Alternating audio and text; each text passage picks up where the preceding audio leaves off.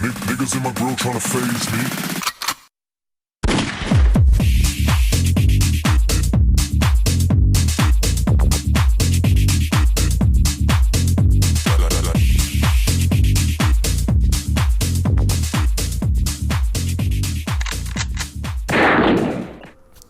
Salut les gars, nous sommes lundi 1er août, il est 11h20. Pourquoi je précise la date et l'heure? C'est parce que je veux avant tout m'adresser à deux personnes. David et on va l'appeler par son pseudo, Gaston Lagaffe. Deux personnes qui suivent mes vidéos sur cette chaîne et qui ont dernièrement adopté les deux armes qui cherchaient une nouvelle maison. J'ai mis un peu plus de temps qu'à mon habitude, très franchement, pour vous poster les colis, les gars, parce que entre le moment où on a conclu l'adoption et aujourd'hui, il nous est arrivé quelque chose de pas très rigolo, mais qui arrive dans toutes les familles, quand quelqu'un de très âgé s'en va. Donc voilà, ça a freiné un petit peu le rythme prévu pour plein de petites choses. Ceci dit, je vous rassure, je vais vous envoyer un petit message en privé, mais les colis ont été déposés ce matin par moi-même à 9h30 au point relais et vous allez bientôt recevoir vos nouveaux petits compagnons. Voilà, c'était une petite aparté que je tenais à faire afin encore une fois de m'excuser du laps de temps un peu supérieur à ce que... Parce que habituellement, étant moi-même consommateur, quand je commande quelque chose, j'aime le recevoir très rapidement. Bon, il faut savoir que moi, c'est pas mon métier, j'ai pas toujours le nécessaire pour emballer tout de suite. Et là, je vous dis, mais je fais quand même mon max à chaque fois. Et bon, voilà. Là, j'ai été un petit peu contrarié, mais c'est parti, c'est parti. Alors pourquoi est-ce qu'on a adopté, j'ai cherché à faire adopter du matériel? C'est parce que vous savez que dans ce cas-là, ça me permet financièrement de réadopter moi-même de nouvelles choses, parce que j'aime bien tester pour pouvoir faire ces vidéos et puis me faire plaisir avant toute chose, tester d'autres choses. Donc maintenant que ce matériel a été adopté, il m'a permis moi-même de prendre possession de quelque chose d'autre. Certains sans doute, déjà. J'avais déjà reçu des petits messages. Alors Jeff, on va découvrir ça ensemble. À tout de suite.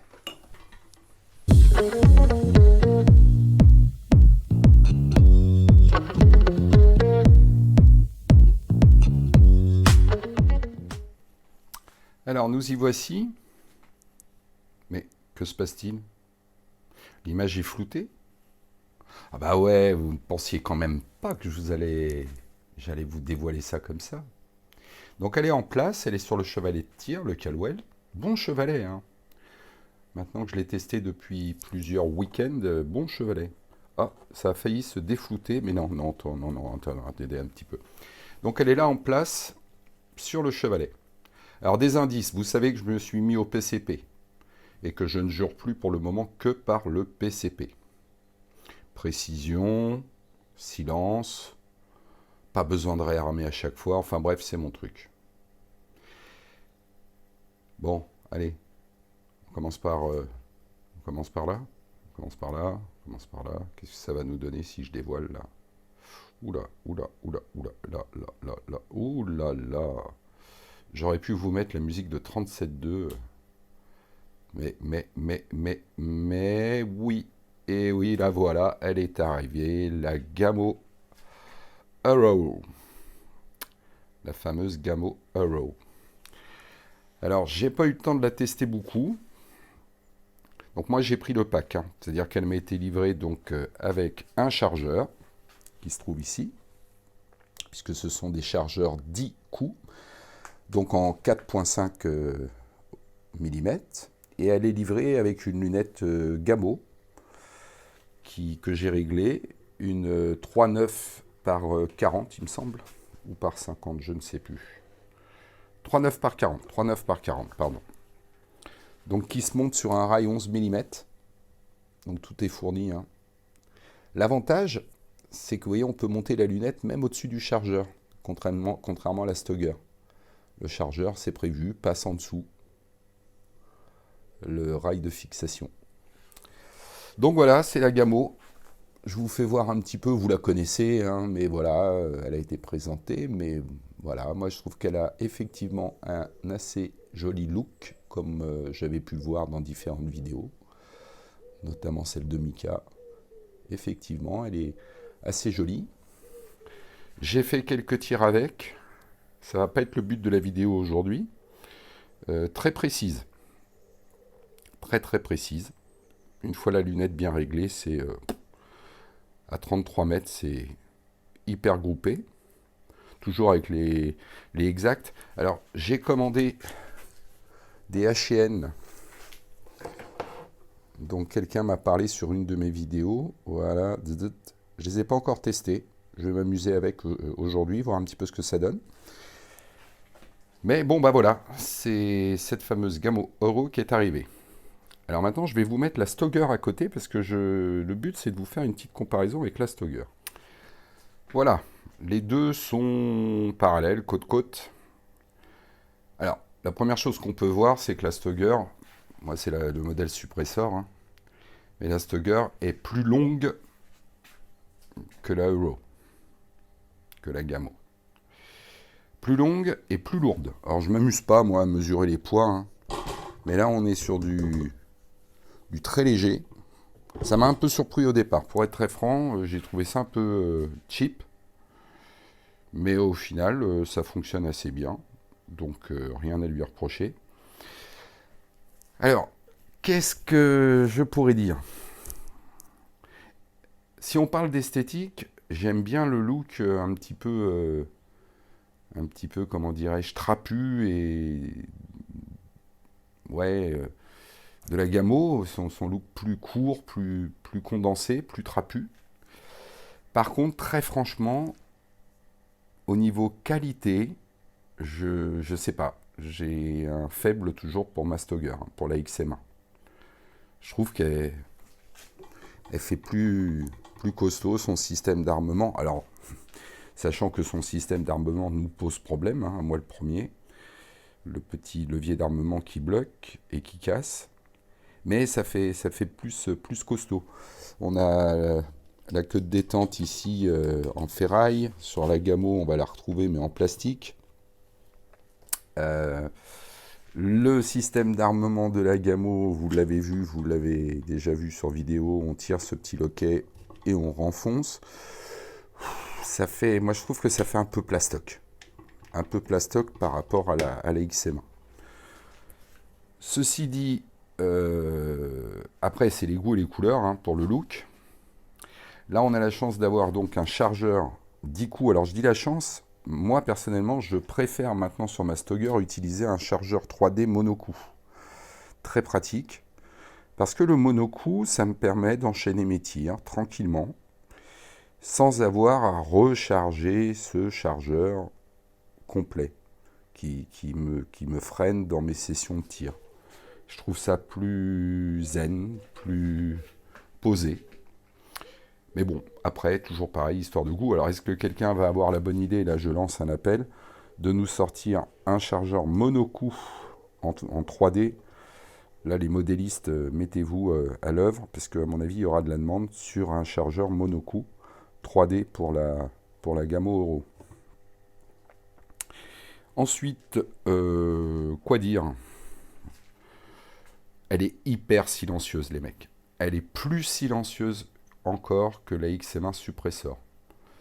À tel point que quand je l'ai reçue, je l'ai vite sortie du carton, je l'ai chargée, puisqu'elle est arrivée livrée, mais vide au niveau du réservoir d'air. Je l'ai chargée en air, j'ai chargé le récepteur de plomb, et j'ai tiré 2-3 coups vers le fond du jardin. Je croyais que rien ne partait, tellement elle était silencieuse. Parce que je tirais sur ma cible, mais au hasard, j'entendais pas l'impact des plombs. Et j'ai été très surpris. Je pensais qu'elle fonctionnait pas, moi. Donc, tout ça pour dire qu'elle est hyper silencieuse. Donc très agréable pour le voisinage éventuel. Voilà, le reste, au niveau précision, franchement, ça se tient avec la XM1, pour ce que j'ai pu voir pour le moment. Je vous referai une petite vidéo là, spécifiquement sur les cibles que j'arrive à faire avec la Gamo. Mais bon, grosso modo, ça se tient. Voilà, c'est pas... Il n'y a rien de plus ou de moins. C'est un bel objet, c'est une bonne petite carabine PCP. Je ne l'ai pas encore passé au chrony non plus. Bref, il y a plein d'infos qui me manquent, hein. Je vous l'ai dit en début de vidéo, j'ai été très très pris ces derniers temps. Et pas franchement le cœur à m'occuper de ça. Donc je vous referai des petites vidéos où on testera la puissance, mais ça a déjà été testé, hein, par Mika notamment. Mais on testera donc la puissance, la précision avec des tirs sur cible, mes petites cibles fluo là, que j'avais commandées. Vous voyez ce genre de cible. Alors maintenant, je ne me sers plus que de ça, hein. Je colle ça par-dessus, bim bim, je tire, je vois les résultats. C'est très pratique, assez économique. Et voilà ce que je pouvais vous dire sur cette Gamo pour mettre fin à un suspense insoutenable pour la majeure partie d'entre vous, à savoir qu'est-ce qu'il va recevoir. Bon, on se retrouve dans un instant, là. Voilà, je tenais à vous faire cette petite vidéo pour déjà, très franchement, entretenir la chaîne. Et puis parce que je vous dis, beaucoup d'entre vous m'ont demandé ce qui devait arriver à la maison. Donc il ne s'agit pas de vous laisser tomber. Je ne suis pas au top de ma forme, je ne suis pas au top de l'inspiration quand je vous parle. Je vous ai dit pourquoi au début de la vidéo. Donc je vous prie de m'excuser pour ce petit manque de punch, de dynamisme. Mais ça va aller mieux, ça va aller mieux, comme chacun d'entre nous sait ce que ça peut être que d'avoir des petits coups de mou, quoi. Et justement, pour que ça aille un peu mieux, je vais me plonger moi un petit peu dans du tir là aujourd'hui. Ça va m'emmener dans ce petit univers que vous connaissez tous, là où on se met dedans, tranquillement, sereinement. Et puis quand j'aurai la wash, une grosse wash, je reviendrai vers vous pour vous faire voir des cartons, pour vous faire voir des groupements. Parce que franchement, c'est un beau bébé. C'est un beau bébé.